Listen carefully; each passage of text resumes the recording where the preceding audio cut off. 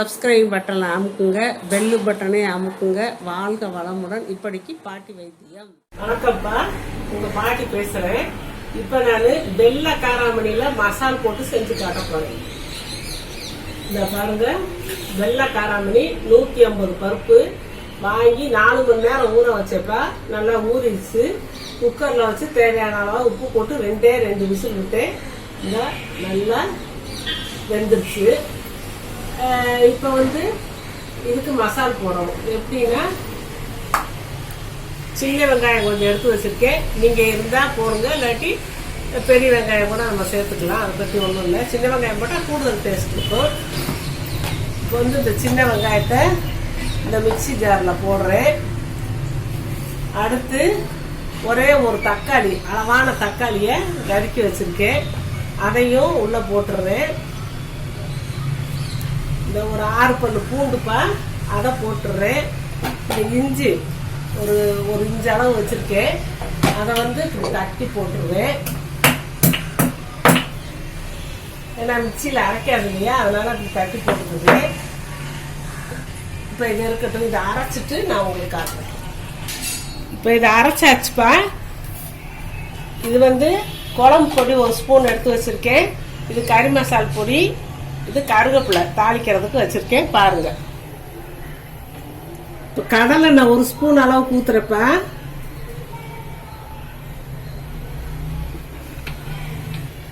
கடுகு ஒரு 1/2 டீஸ்பூனு,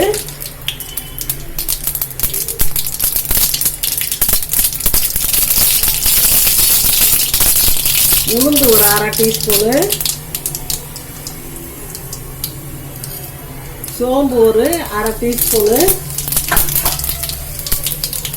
கருவேப்பிலை,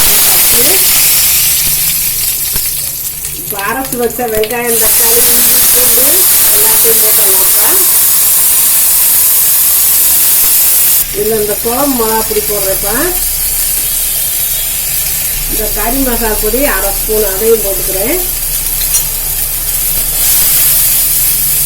கொஞ்சம் மஞ்சள் பொடி போடணும், இந்த போடுறேன். கொஞ்சம் மஞ்சள் பொடி போட்டாச்சு. ஏற்கனவே குழம்பு பொடியில் நான் மஞ்சள் சேர்த்துருக்கேன், அதனால நம்ம கொஞ்சமாக சேர்த்துக்கிட்டா போதும். நல்லா தூளை வதங்கட்டுப்பா. இப்போ பருப்புக்கு வேணுங்கிற அளவு நான் உப்பு போட்டேன். இந்த மசாலுக்கு தான் இப்போ இந்த உப்பு போடுறேன், தூள் உப்பு. போட்டு நல்லா வதக்கலாம், தூளை வதங்கட்டும். இந்த பச்சை வாசனை எல்லாம் போகணும், நல்லா வதங்கணும். தூளை வதங்குதுப்பா. இன்னும் கொஞ்சம் எண்ணெய் தேவைப்படும்னு நினைக்கிறேன். இன்னும் கொஞ்சம் எண்ணெய் விட்டோம்னா நல்லா கொஞ்சம் ஒரு 1/4 டீஸ்பூன் ஊற்றிக்கலாம். ஏன்னா மசாலா வதங்கினாதான் டேஸ்டாகும்.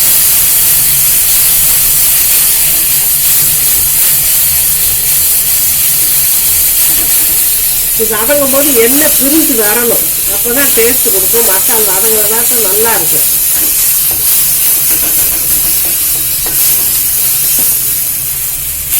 இந்த மசாலா நல்லா சுரண்டு வருதுப்பா, நல்லா எண்ணெயோட சுரண்டு வருது. இவ்வளோ வதங்கினா போதும், பச்சை வாசனை போயிட்டோம். இப்போ அடுப்பை சிம்மில் வச்சுட்டு இந்த பருப்பை போட்டுடலாம்.